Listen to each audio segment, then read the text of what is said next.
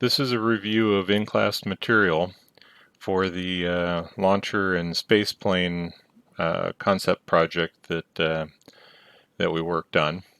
Going to review the overall layout of Fusion, and then we'll get into the building of the launcher. So once you get into Fusion and have signed in, keep in mind that you're working in a cloud environment. For the most part, you'll have access to your projects. So to get started, we'll go with a new project.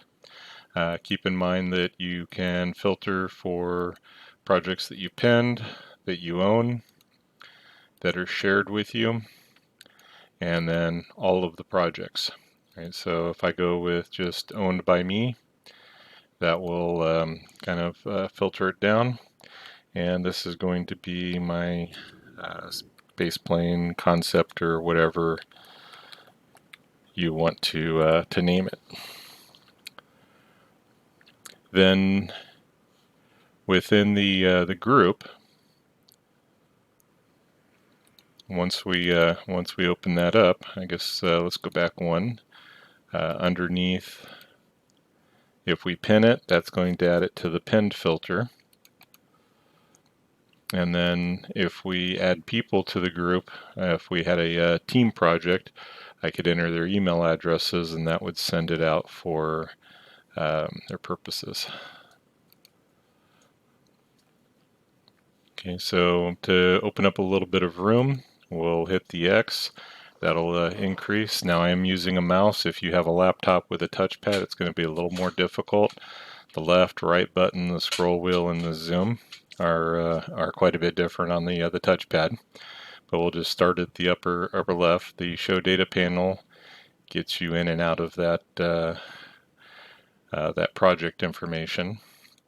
File, new, design, save as, and export occur there. You can save, undo, and redo.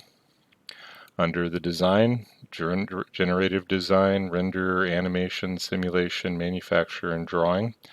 Some of these have credits assigned to them that basically you're purchasing that functionality. So when you enter into them, there'll be a pop-up that says it costs 5 credits or 30 credits or whatever. The education versions are supposed to have unlimited credits, but I would verify that before you start using them. On our tools across the top, we're in the solid. Create a sketch, extrude, revolve, hole, rectangular pattern, the create form, and then press pull, which does kind of the same thing as the extrude. The fillets, shells, combine, splitting bodies, move copy, then getting into the assembly for new components and creating a joint, and then the construction, creating an offset plane. Notice that as I hover over these, if there's a tooltip, it pops up and gives you a description of what that tool is doing. Insert and select. Under the pull downs, if there's, in the shortcuts, everything else will be listed on their under the toolbar, and if there is a shortcut key, in this case extrude with E, that you can hit on the keyboard, will take you directly into that command. Under the modify, then same thing. Probably move copy is one of our useful, and then the physical material. Physical material is going to be helpful for the simulation.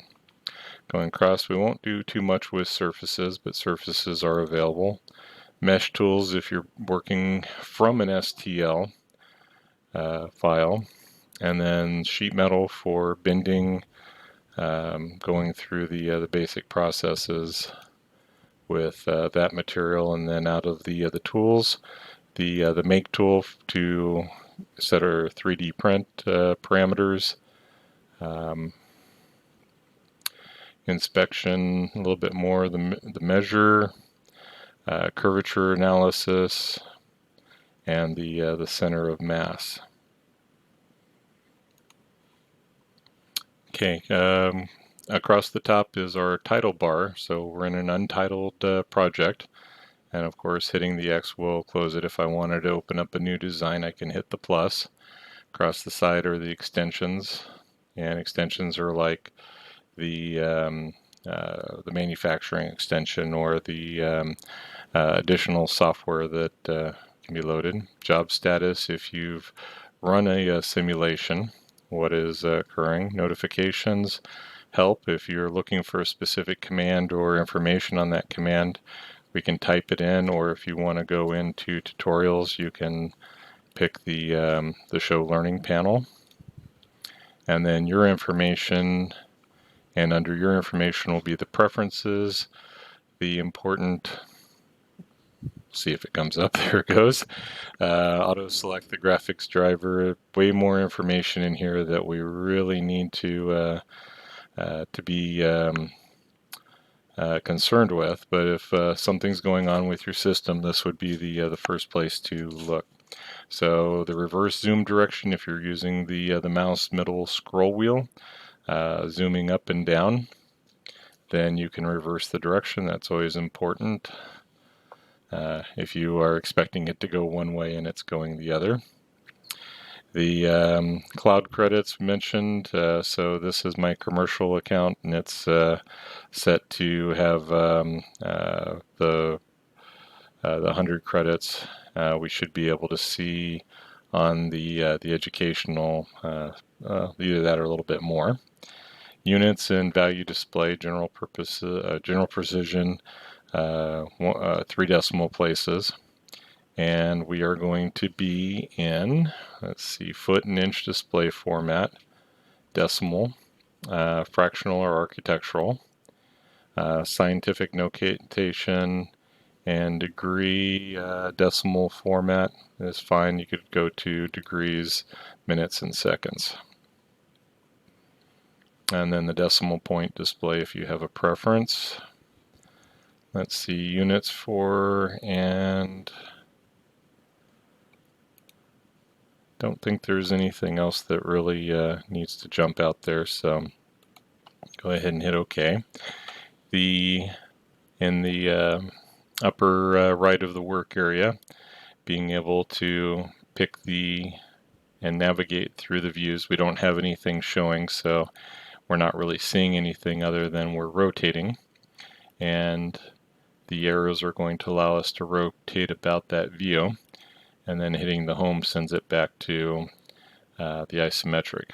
In the bottom, let's see, answers, some settings across the bottom, then the orbit key. If you hit the orbit key again or the enter key, that will allow you to do the rotate. Forgot to mention that if you left click and hold down on the box in the upper left, it will also put you into that orbit or that rotate. Looking at features, panning, zoom, holding left mouse button, zooming in and out, zooming to window. Other zoom options, the fit to be F6. The display settings, visual style, most of the time we're going to be shaded with visible edges only. Occasionally wireframes will come in handy. And then the screen background, different effects, objects, and all those particular settings. If you want to set for the grid, we usually just stay with the default on that, and then multiple viewports will split the screen. I don't recommend that right away. There are places where it's useful. The comments, and I popped them up here to the top. So notice that you can, let's see if we can anchor those, put them over somewhere. Going to try and put them close, and then they would align to the side, be somewhat out of the way. So how to across the bottom then is playing through the history. All of the sketches and features that we produce will show up on the bottom side. In the upper left then is the browser that will also be able to collapse or collapse the list.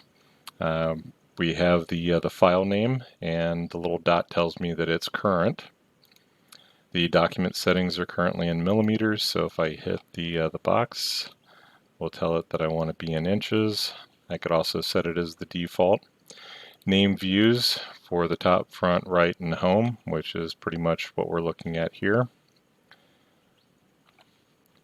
And then underneath the origin, we're going to be able to see the XY plane, the XZ plane, YZ. Most of the time those are going to pop up as you need them, but occasionally you will need to, in certain mirrors or certain functions, be able to select those planes.